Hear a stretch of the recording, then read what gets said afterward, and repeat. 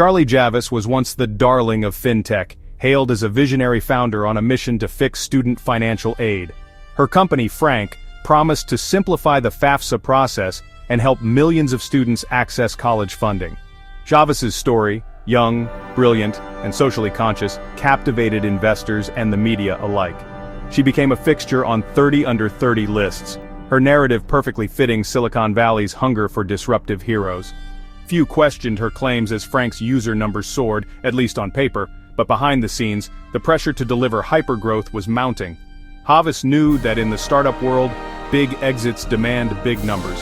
She positioned Frank as a movement, not just a business, and soon caught the eye of JP Chase.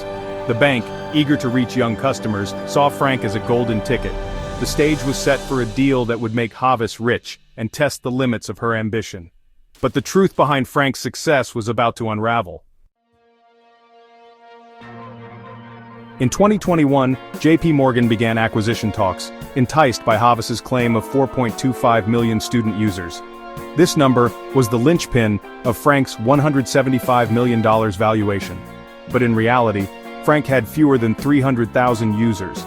Facing the collapse of the deal, Javice orchestrated a scheme to fabricate millions of fake accounts. When her own engineer refused, she paid a data science professor to generate a synthetic list, names, emails, and details, all fake. Javice presented this list as proof to JP who, convinced by the data, finalized the acquisition. She walked away with $45 million, her fraud undetected, at first. For a brief moment, Javice seemed to have pulled off the ultimate startup success story. But the foundation of her triumph was a lie. The consequences of her deception were about to hit. The fallout would be swift and severe. After the acquisition, JP launched a marketing campaign to Frank's supposed user base. 70% of emails bounced, engagement was nearly zero. Alarmed, the bank launched an internal investigation and quickly uncovered the fake data. Emails revealed frantic efforts by Javice and her chief growth officer Olivier Amar to create the fraudulent list. Under pressure, Amar cooperated with investigators, detailing the entire scheme.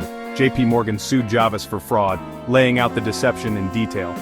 The case drew the attention of federal prosecutors, who saw more than a business dispute. It was a federal crime.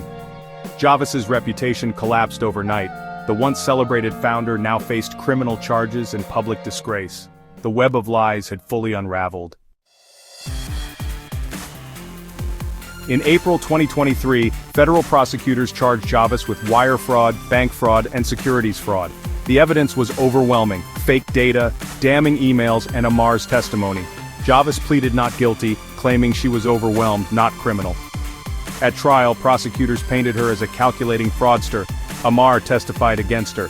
The defense argued she lacked criminal intent, but the jury was unconvinced. Javice was found guilty on all counts. At sentencing, Judge Rakoff called her scheme brazen and a threat to financial integrity. He handed down a 15-year prison sentence, sending a clear message to the tech world. The era of fake it till you make it had met its limit. Justice was served. Charlie Javice's downfall is a warning for Silicon Valley's growth-at-all-costs culture. Her story shows how ambition can turn to fraud when hype outpaces reality. Even JP with all its resources, was fooled by a compelling founder and a fake spreadsheet. The case has forced investors and companies to rethink their due diligence. Judge Rakoff's harsh sentence signals that startup fraud is a serious crime, not just a business misstep. Javice's legacy is now one of deception, not innovation. Her story is a reminder: integrity matters more than growth metrics. The pursuit of quick riches through fraud leads only to ruin. The lessons from her fall will echo through the tech world for years to come.